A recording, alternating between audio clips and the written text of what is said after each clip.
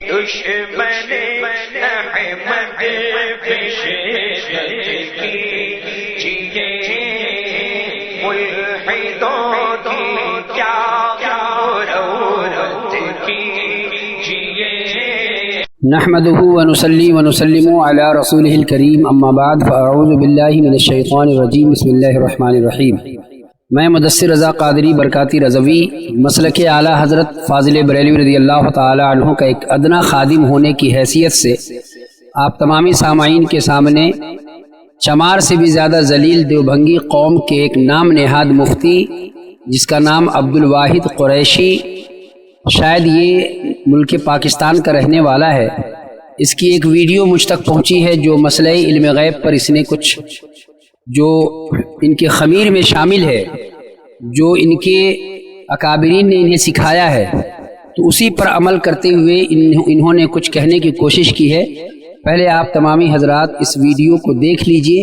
انشاءاللہ عز و جل پھر میں آپ کو بتاتا ہوں کہ دیوبھنگی چمار سے زیادہ ذلیل جو قوم ہے وہ کس قدر بھنگی ہے اور کس طرح سے یہ نبی کریم صلی اللہ تعالیٰ علیہ وسلم کی گستاخ ہیں۔ پہلے آپ اس ویڈیو کو دیکھیں انشاءاللہ عز و جل، پھر میں آپ تمامی حضرات کے سامنے اس بھنگی چمار سے بھی زیادہ ذلیل مولوی کی ناپاکی اور اس کی خباثت اور اس کی غلاظت جو کہ اس کے مسلک میں جو خمیر ہے اس مسلک کا خمیر میں واضح کرنے کی کوشش کروں گا۔ پہلے آپ سماعت فرما لیجئے۔ ایک ساتھی کا سوال آیا ہے، کہتے ہیں بعض عقائد میں صاف مذکور ہے کہ خبر صادق علم کے ذرائع میں سے ایک ذریعہ ہے۔ جس شخص کو خبر صادق کے ذریعے کسی چیز کی خبر حاصل ہو جائے اس چیز کا اس کو علم حاصل ہو گیا۔ اس طرح جس شخص کو غیب کی خبر حاصل ہوگی تو اس کو غیب کا علم حاصل ہو گیا۔ پھر حفظ الایمان کا حوالہ دیا کہ اگر بعض غیبیہ علوم مراد ہیں تو اس میں حضور کی کیا تخصیص ہے؟ ایسا علم غیب تو زید عمر بکر کے لیے بھی حاصل ہے۔ سیدی لکھتے ہیں، دیکھو تھانوی صاحب نے ہر آدمی کے علم پر حیوان اور بہائم پر علم غیب کے اطلاق بھی کیا۔ مولانا مرتضیٰ حسن چاندپوری رحمہ اللہ لکھتے ہیں کہ حفظ الایمان میں اس بات کو تسلیم کیا گیا ہے کہ سرکار دو عالم کو بعض علم غیب بعطاء الہی عطا ہوئے ہیں۔ پھر لکھتے ہیں حضرت مدنی حضرت تھانوی رحمہ اللہ کی عبارت میں تدبیر کرتے ہیں، لفظ عالم الغیب کی دو شکیں فرمائیں، ایک شک سب میں مانتے ہیں، یہ نہیں کہہ رہے کہ علم غیب رسول اللہ کو حاصل ہے، وہ سب میں موجود ہے، شہاب ثاقب صفحہ فلاں صفحہ فلاں۔ یہ علم غیب کا مسئلہ ابھی ہم شروع کر رہے ہیں۔ ایک بات آپ اپنے ذہن میں رکھ لیں، علم غیب پہ ہمارا اور بریلویوں کا اختلاف جو ہے وہ علم غیب پہ نہیں ہے، یاد رکھیں، علم غیب پہ نہیں ہے، یہ آپ کو مبنا کسی نے غلط سمجھایا ہے، عالم الغیب ہونے پہ ہے۔ علم غیب کا معنی ہے جو عوامی معنی حضرت تھانوی نے مراد لیا غیب کی خبر، یہ عوامی معنی ہے، چھپی ہوئی خبر مل جائے اندر کون بیٹھے مجھے نہیں پتا، پتہ ہے غیب کی خبر ہے، اس کو عوامی معنی میں حضرت تھانوی نے علم غیب کہا ہے۔ علم غیب یہ نہیں ہے، حقیقت علم غیب کی تفسیر مدارک والے نے کی ہے، ما لم یکن علیہ دلیل، جس پہ دلیل نہ قائم ہو سکے، جس پہ دلیل ہی قائم نہ ہو سکے اسے علم غیب کہتے ہیں۔ یہ تو خبر صادق ملی، اس پہ دلیل قائم ہو گئی کہ فلاں نے بتایا، تو یہ عوامی معنی ہے ایک بات۔ اور دوسرا ہمارا اور بریلویوں کا مسئلہ اس بارے میں جو ہے نا وہ علم غیب پہ نہیں ہے، عالم الغیب ہونے پہ ہے۔ بعض غیوبات کی خبر رسول اللہ کو ملی ہے، ہم بھی مانتے ہیں، خبر غیب نبی کو ملی ہے، نبع غیب نبی کو ملی ہے، قصص غیب نبی کو ملے ہیں، انباء غیب نبی کو ملے ہیں، لیکن یہ مل جانے سے نبی عالم الغیب بنا یا نہیں، پھڈا اس بات کا ہے۔ ہم کہتے ہیں نبع غیب مل جانے سے نبی عالم الغیب نہیں بنتا، اور رضا خانی کہتے ہیں نبع غیب مل جانے سے نبی عالم الغیب بن جاتے ہیں۔ تلک من انباء الغیب قد نوحی، تلک من انباء الغیب الیک، ٹھیک آ گیا۔ تو انباء غیب تو ہم بھی مانتے ہیں، اسے انباء غیب کہتے ہیں، ایحاء غیب کہتے ہیں، نوحیہا وحی غیب ہوئی ہے، الا من ارتضی من رسول، اسے اطلاع غیب کہتے ہیں، یہ تو ہم بھی مانتے ہیں۔ اطلاع غیب اور جو ہے نا کیا کہتے ہیں انباء غیب اور غیب کی کل کے رضا ہے خنجر خونخوار برقبار، آدھا سے کہہ دو خیر منائے نہ شر کرے۔ اب اس ویڈیو کو دیکھنے کے بعد آپ کو یہ اندازہ لگ گیا ہوگا کہ دیوبھنگی چمار سے زیادہ ذلیل قوم، میں اس لفظ کو بار بار اس لیے بول رہا ہوں کہ آپ ہرگز یہ نہ سمجھیں گے کہ میں اس کو گالی دے رہا ہوں یا اس کی شان میں نے کوئی ایسے کلمات میں ادا کر رہا ہوں جو اس کے لیے بے ادبی کا سامان ہو، جبکہ میں اس کی حقیقت بیانی کر رہا ہوں۔ اور حقیقت بیانی کیسے کر رہا ہوں سنیں۔ ان کا ایک مولوی ہے جس کا نام اسماعیل دہلوی ہے، جس کی ایک کتاب ہے تقویۃ الایمان۔ تقویۃ الایمان میں اس نے لکھا ہے کہ مخلوق چھوٹا ہو یا بڑا ہو، اللہ کی شان کے آگے چمار سے بھی زیادہ ذلیل ہے۔ تو میں نے اس کو ذلیل اسی لیے کہا کہ خود اس کے مولوی نے لکھا، اور اس کتاب کو پڑھنا اور اس کتاب کو رکھنا اور اس کتاب پہ عمل کرنا جو ہے عین اسلام ہے۔ اب آئیے میں آپ تمامی کے سامنے اس کو واضح کروں کہ جو اس نے خباثت کی ہے اور اپنے مسلک کے ناپاک اکابرین کے نقش قدم پہ چلتے ہوئے جو اس نے خیانت کی ہے اور جو اس نے لوگوں کو دھوکہ دینے کی کوشش کی ہے، آئیے میں آپ کے سامنے رکھوں۔ دیکھیے، ہم اہل سنت والجماعت کا یہ عقیدہ ہے کہ کچھ الفاظ ایسے ہوتے ہیں جو شان الوہیت کے شایان شان ہیں، اور کچھ الفاظ ایسے ہوتے ہیں جو شان رسالت کے شایان شان ہیں۔ جو لفظ اللہ تبارک و تعالیٰ کے لیے ہم استعمال کرتے ہیں، وہ لفظ ہم مصطفیٰ جان رحمت کے لیے کہیں کہیں استعمال نہیں کرتے۔ جیسے اللہ تبارک و تعالیٰ کے لیے ہم کہتے ہیں رحمان، اللہ رحمان ہے، اور مصطفیٰ جان رحمت صلی اللہ تعالیٰ علیہ وسلم بے شک اور بلا شبہ قرآن کریم سے یہ ثابت ہے کہ اللہ تبارک و تعالیٰ اپنے محبوب علیہ تحیۃ و اجمل الثناء کو اپنے دو صفات کاملہ میں سے دونوں صفتوں پر اللہ تبارک و تعالیٰ نے اپنے حبیب صلی اللہ تعالیٰ علیہ وسلم کو متصف فرمایا۔ ایک صفت اللہ نے اپنے محبوب کے لیے رحیم بیان کیا، اور دوسرا صفت اللہ نے اپنے محبوب کے لیے رعوف بیان کیا، اور ایک صفت اللہ تبارک و تعالیٰ نے اپنے محبوب کے لیے فرمایا وما ارسلناک الا رحمۃ للعالمین، اے محبوب ہم نے آپ کو سارے جہان کے لیے رحمت بنا کر بھیجا ہے۔ گویا کہ مصطفیٰ جان رحمت قرآن کریم سے یہ بات ثابت ہے کہ حضور رعوف بھی ہیں، حضور رحمت للعالمین بھی ہیں، حضور کریم بھی ہیں، اور حضور رحیم بھی ہیں، لیکن ہم لفظ رحمان جو ہے وہ مصطفیٰ جان رحمت کے لیے استعمال نہیں کرتے، اور اس لیے نہیں کرتے کہ جو لفظ رحمان ہے وہ شان الوہیت کے شایان شان ہے۔ جس طرح سے اللہ تبارک و تعالیٰ کے لیے ہم استعمال کرتے ہیں اللہ عز و جل،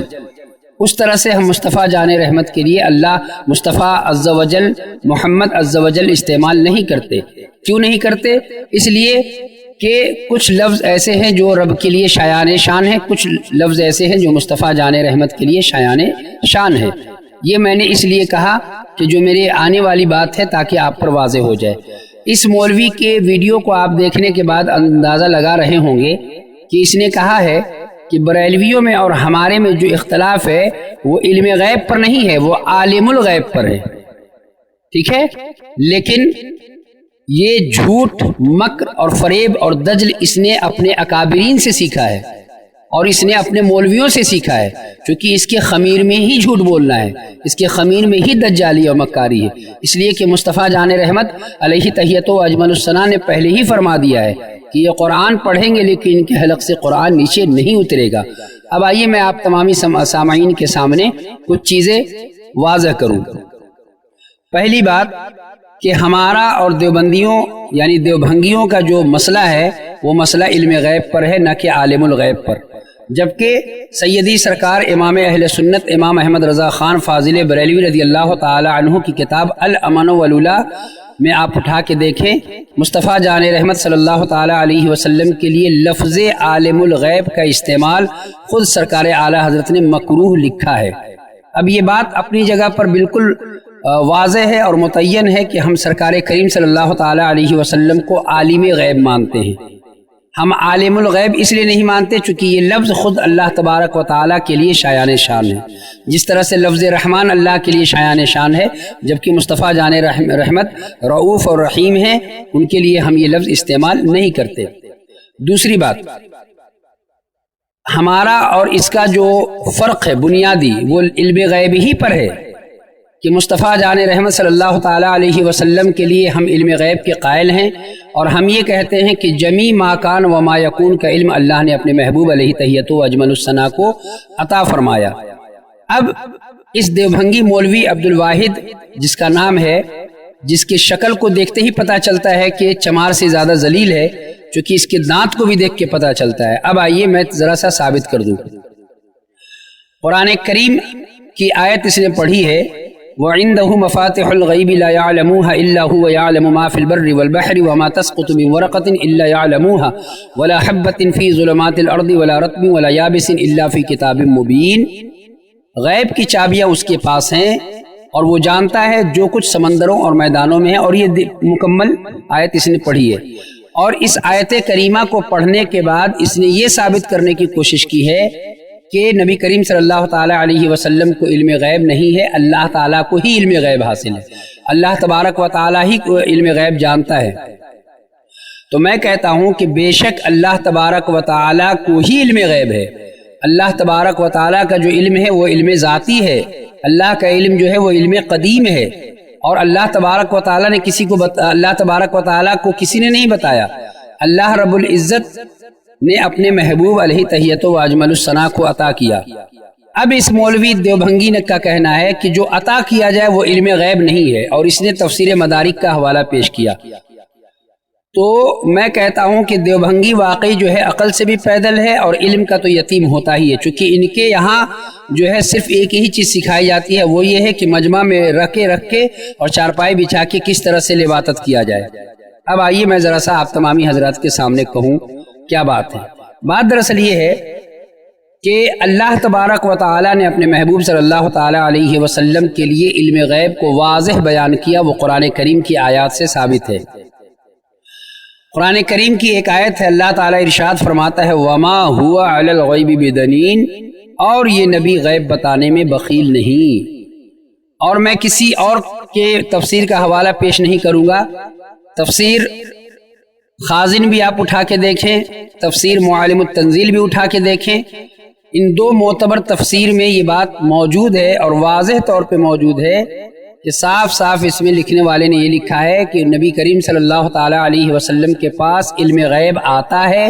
اور سرکار اپنے غلاموں کو علم غیب بتانے میں بخالت نہیں فرماتے. اب اس پر میں دلیل بھی پیش کروں گا. دوسری آیت قرآن کریم کی میں پڑھ رہا ہوں. اللہ تعالیٰ ارشاد فرماتا ہے، 5واں پارہ ہے، سورہ نساء شریف ہے. اللہ ارشاد فرماتا ہے وَعَلَّمَكَ مَا لَمْ تَكُنْ تَعْلَمْ وَكَانَ فَضْلُ اللَّهِ عَلَيْكَ عَظِيمًا، سکھا دیا تم کو جو کچھ تم نہیں جانتے تھے، اور یہ تم پر اللہ تعالیٰ کا بہت بڑا فضل ہے. اب اس مولوی چونکہ جاہل ہونا شرط ہے، دیوبھنگی ہونے کے لیے جاہل بھی ہونا شرط ہے. اگر اس کے ذریت میں داغ نہیں تو پھر اس آیت کو اس نے کیوں نہیں پڑھا؟ مدینے کے تاجدار علیہ تحیۃ و اجمل الثناء کی ذات پاک میں نقص نکالنے کے لیے اس نے وہ آیتیں پڑھی جن آیتوں میں ذرہ برابر بھی کہیں یہ ثبوت نہیں ہے کہ اللہ نے اپنے محبوب کو عطا نہیں کیا یا اللہ کے محبوب نہیں جانتے. اب اس آیت میں ایک علمی بات کرنے لگا ہوں کہ جو لفظ ما ہے وہ عموم کے لیے ہے، اور اس میں وہ تمام تر چیزیں شامل ہیں جو کچھ نبی کریم صلی اللہ علیہ وسلم نہیں جانتے. اور اس ماں کی عمومیت خود قرآن کریم کی دوسری آیات سے بھی ثابت ہے. اللہ ارشاد فرماتا ہے للہ ما فی السماوات و ما فی الارض، جو کچھ زمینوں آسمانوں میں ہے سب کا مالک اللہ ہے.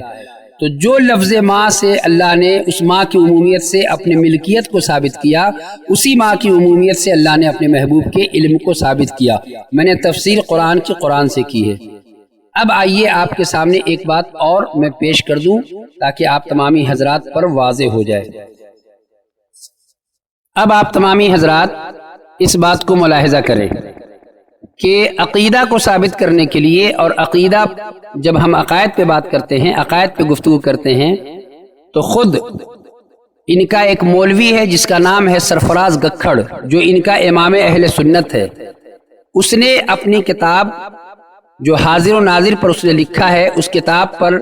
میں اس نے شرائط مناظرہ کے لیے اس نے کچھ باتیں لکھی ہیں. وہ کیا لکھتا ہے کہ جب ہم عقائد پہ گفتگو کرتے ہیں، عقیدے پہ بات کرتے ہیں، تو ان تمام تر چیزوں کو شامل رکھنا چاہیے، اور ان تمام تر چیزوں کا خیال ہونا چاہیے. وہ چیزیں کیا ہیں ذرا غور سے سماعت فرمائیے. پہلی چیز کہ قرآن کریم کی وہ آیتیں پیش کرے جو قطعی الدلالت ہو، قطعی الثبوت ہو. دوسری بات وہ حدیث پیش کرے جو حدیث متواترہ ہو. ٹھیک ہے، مطلب کہ خبر واحد سے اور وہ آیت جو قطعی الدلالت نہیں ہو اس سے عقیدے کا اس بات نہیں ہوتا، اس سے ہم عقیدہ ثابت نہیں کر سکتے. یہ الحمدللہ رب العالمین ہم جانتے ہیں، چونکہ میرے اعلیٰ حضرت فاضل بریلوی رضی اللہ تعالی عنہ کا یہی موقف ہے. لیکن اب آئیے اس دیوبھنگی چمار سے زیادہ ذلیل شخص نے جس کا نام مفتی عبد الواحد قاسمی ہے، اس نے کتنا جھوٹ، مکر، فریب، دجل سے کام لیا ہے. آئیے دکھاتا ہوں میں آپ کو. اس نے قرآن کریم کی ایک آیت پڑھی ہے، قُلْ لَا أَقُولُ لَكُمْ عِنْدِي خَزَائِنُ اللَّهِ وَلَا أَعْلَمُ الْغَيْبَ، اے محبوب آپ فرما دیجئے کہ نہ میں یہ کہتا ہوں کہ میرے پاس خزانے ہیں، نہ میں یہ کہتا ہوں کہ میرے پاس غیب ہیں، ٹھیک ہے؟ جبکہ یہ آیت کریمہ جو ہے یہ آیت کریمہ نہ قطعی الدلالت ہے نہ قطعی الثبوت ہے۔ اب اس آیت کریمہ کو اگر ہم قطعی الدلالت اور قطعی الثبوت مانتے ہیں تو بخاری شریف کتاب الاعتصام بالسنہ کی ایک حدیث موجود ہے، اللہ کے نبی صلی اللہ تعالی علیہ وسلم فرماتے ہیں کہ جبکہ میں سویا ہوا تھا، حضرت ابو ہریرہ اس حدیث کے راوی ہیں، کہ جبکہ میں سویا ہوا تھا تو میں نے دیکھا کہ میرے ہاتھ میں خزانے کی کنجی لا کے رکھ دی گئی۔ ایک طرف قرآن کریم کی یہ آیت اور دوسری جانب مصطفیٰ جان رحمت کی حدیث جو بخاری شریف میں موجود ہے، دونوں میں بظاہر تعارض ہو رہا ہے، بظاہر ٹکراؤ ہو رہا ہے۔ آخر اب اس پر کیسے مسئلہ حل ہو؟ تو اس مسئلے کا حل تمام مفسرین نے تفسیر خازن اٹھا کے دیکھیے، تفسیر معالم التنزیل اٹھا کے دیکھیے، اور دیگر تفاسیر کی جو کتب ہیں ان کو اٹھا کے دیکھیے، سب نے یہی کہا ہے کہ مصطفیٰ جان رحمت صلی اللہ تعالی علیہ وسلم نے اپنے ذات کریمہ سے نفی فرمائی ہے، سرکار نے یہاں تواضع اختیار کیا ہے، اور کریم آقا صلی اللہ تعالی علیہ وسلم نے عجز و انکساری کا مظاہرہ فرمایا ہے اس آیت کے تحت۔ لیکن یہ جاہل مطلق اس آیت کو مصطفیٰ جان رحمت کے علم غیب کے نفی میں پیش کر رہا ہے۔ دوسری بات، میں آپ کے اس کا مکر آپ پر ایک اور واضح کر دوں، اس نے غزوہ خیبر کے تعلق سے بخاری شریف کی ایک حدیث پڑھی ہے، اور جس سے یہ ثابت کیا ہے کہ حضور اگر جانتے، اگر عالم الغیب تھے تو کیوں نہیں بتایا؟ تو اس جاہل کو یہ بھی معلوم نہیں ہے کہ جو تو حدیث پیش کر رہا ہے وہ خبر واحد ہے۔ اور اب آج تیرے گھر سے میں ایک حوالہ پیش کرتا ہوں، لیکن حقیقت یہ ہے کہ تیرے مسلک کے ملعون اور مسلک کے غلیظ ہونے پر واضح دلیل یہ ہے کہ تو خود اپنے ہی دیوبندی مسلک کے لوگوں سے حیات النبی پر مناظرہ کر چکا ہے، اور تو مناظرہ کر رہا تھا، اس مناظرہ کو میں نے سنا، ٹھیک لگ رہا تھا کہ ایک واقعی بھنگی چمار جو ہے وہ بول رہا ہے، کیونکہ نہ مناظرہ کا وہ انداز تھا۔ اگر تجھ میں ہمت و جرت ہو، اگر میں تجھے چیلنج کرتا ہوں اور تیرے پوری ذریت دیوبند کو چیلنج کرتا ہوں، اگر تو میری ویڈیو سنے تو واٹس ایپ کے نمبر پر آ جائے انشاءاللہ، چونکہ میں پاکستان نہیں آ سکتا اور تو ہندوستان نہیں آ سکتا، تو میں تجھے چیلنج کرتا ہوں کہ جو تیرا مولوی شرف علی تھانوی لعنت اللہ تھا، جس نے نبی کریم صلی اللہ تعالی علیہ وسلم کی ذات تو ماورائے عقل ہے، کریم آقا علیہ تحیت و اجمل الثناء اللہ کے محبوب ہیں، میرے سرکار کے علم غیب شریف کی تو بات الگ ہے، تمہارا مولوی جو چمار سے بھی زیادہ ذلیل شرف علی تھانوی، اس نے کتوں، پاگلوں، جانوروں کے بھی لیے علم غیب تسلیم کیا، اور آج تک اس پر تمہارا مناظرہ ہو رہا ہے، اور مناظرہ ہم تم سے کر رہے ہیں، اور تمہارے تمام اکابرین جو ذلیل و خوار ہو کر مر کر مٹی میں مل گئے، ان سب نے اس ناپاک اور غلیظ عبارت پر اپنے اپنی تعویلات سے اس عبارت کو الجھایا، اور سب نے یہ ثابت کیا ہے کہ ہر کسی کو علم غیب حاصل ہے۔ تو نبی کے لیے بھوک رہا ہے، نبی کی بارگاہ مقدسہ میں بھوک رہا ہے، اور تیرا مولوی تو کتے کو بھی علم غیب ماننے کو تیار ہے۔ خیر، یہ ایک بات تھی، تیری بات کا میں نے جواب دیا ہے۔ اب سن، تو نے جو حدیث پیش کی ہے وہ حدیث متواترہ نہیں ہے، اور یہی خیانت اور یہی دجالی تیرے مولوی سرفراز صفدر نے ازالت الریب میں کیا، جو اس حدیث کو اس نے شامل کیا، جبکہ یہ حدیث متواترہ نہیں ہے۔ اب جو تیرے کتاب کا میں حوالہ دے رہا ہوں سن، تیری ایک کتاب موجود ہے جس کا نام ہے المہند علی المفند، جو 1325 ہجری میں لکھی گئی، لیکن تمہارے کسی مولویوں میں اتنی ہمت اور طاقت اور جرت نہیں ہوئی کہ اس ناپاک اور غلیظ کتاب کو سیدی سرکار اعلیٰ حضرت کی موجودگی میں اس کتاب کو شائع کرواتے اور اس کتاب کو چھپواتے، اور اعلیٰ حضرت کے وصال کے بعد اس کتاب کو وجود میں لایا گیا۔ اگر ہمت تھی تو کیوں نہیں چھپوایا اعلیٰ حضرت کے سامنے، تاکہ تم لوگوں کی قلعی کھل جاتی۔ خیر، اس میں لکھا ہوا ہے کہ نبی کریم صلی اللہ تعالی علیہ وسلم اگر کسی چیز کو نہ بتائیں، سرکار اگر خاموش رہیں، تو یہ بات ہرگز اس بات پر دال نہیں ہے، اس بات پہ دلیل نہیں ہے کہ سرکار کے علم میں کوئی کمی ہو گئی یا سرکار کا عالم ہونا جو ہے اس میں کوئی کوتاہی پیش ہو رہی ہے۔ تو اس مولوی کو چاہیے تھا کہ کوئی ایک ایسی حدیث پیش کرتا جو حدیث متواترہ ہو اور اس سے یہ ثابت ہو جائے کہ مصطفیٰ جان رحمت واقعی نہیں جانتے تھے، جبکہ میں آئیے آپ تمامی کے سامنے سرکار علیہ الصلاۃ والتسلیم کا علم ما کان و ما یکون میں بخاری شریف سے ثابت کر رہا ہوں، اور یہ حدیث اس کے پورے ذریت دیوبھنگی کو چیلنج ہے کہ اس حدیث کو یہ نہیں ثابت کر سکتا کہ یہ حدیث خبر واحد ہے، چونکہ یہ حدیث کے راوی حضرت فاروق اعظم بھی ہیں، اس حدیث کے راوی حضرت ابو سعید خدری بھی ہیں، اس حدیث کے راوی حضرت ابو الدرداء بھی ہیں، اور دیگر کئی صحابہ کرام نے اس حدیث کو روایت کیا ہے۔ وہ حدیث کیا ہے؟ اللہ کے محبوب صلی اللہ تعالی علیہ وسلم ایک مرتبہ ممبر پہ کھڑے ہو گئے، آقا نے بیان کرنا شروع کیا۔ حضرت فاروق اعظم فرماتے ہیں مقاما فاخبرنا عن بدء الخلق حتى دخل اہل الجنت منازلهم واہل النار منازلهم حفظ ذلك من حفظه ونسيه من نسيه کہ کریم آقا صلی اللہ تعالی علیہ وسلم نے ابتدائے مخلوق کی پیدائش سے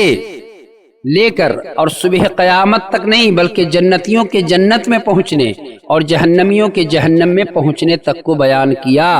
اور اس حدیث کو اگر مشکات المصابیح کی زبان میں سمجھیے تو اللہ کے نبی صلی اللہ تعالی علیہ وسلم نے فجر کی نماز سے لے کر اور سورج کے غروب ہونے تک ہر کچھ بتا دیا اللہ تبارک و تعالیٰ کے محبوب نے۔ اب یہ سرکار کا علم ثابت ہو گیا ان دو حدیث سے۔ تو پڑھ رہا تھا غزوہ خیبر کا واقعہ، لیکن تو اتنا بڑا جاہل مولوی ہے کہ تجھے یہ معلوم نہیں ہے کہ میں جو حدیث پڑھ رہا ہوں وہ حدیث متواترہ پڑھ رہا ہوں یا خبر واحد پڑھ رہا ہوں یا حدیث متواترہ پڑھ رہا ہوں۔ تیسری بات، اللہ کے محبوب علیہ تحیۃ و اجمل الثناء کو اللہ نے عطا کیا، اور حضور کو عطا کرنا تو قرآن سے ثابت ہے۔ اللہ فرماتا ہے انا اعطیناک الکوثر، اے محبوب ہم نے آپ کو خیر کثیر عطا فرمایا، اور ہر چیز میں خیر کثیر، یہاں لفظ مطلق اللہ نے استعمال کیا۔ اور تجھے یہ بھی معلوم ہونا چاہیے کہ المطلق یجری علی اطلاق ہی، ہر مطلق اپنے اطلاق پہ جاری ہوتا ہے، اور اس سیدنا ابن عباس کی یہ تفسیر موجود ہے۔ تو میں یہ چاہوں گا کہ اگر تیری ذریت میں داغ نہ ہو، اگر واقعی تو حلالی ہے اور اسی ضامن جلال آبادی یہ طوائفوں نے تجھے پیدا نہ کیا ہو جو تمہارے تذکرۃ الرشید میں ان طوائفوں کا تذکرہ ہے، تو میرا واٹس ایپ نمبر بھی موجود ہے، انشاءاللہ عز و جل میں تم سے علم غیب پر مناظرہ کرنے کو تیار ہوں، یا پھر تم مجھے وہاں بلاؤ، انشاءاللہ عز و جل میں وہاں آ کے مناظرہ کرتا ہوں تم سے۔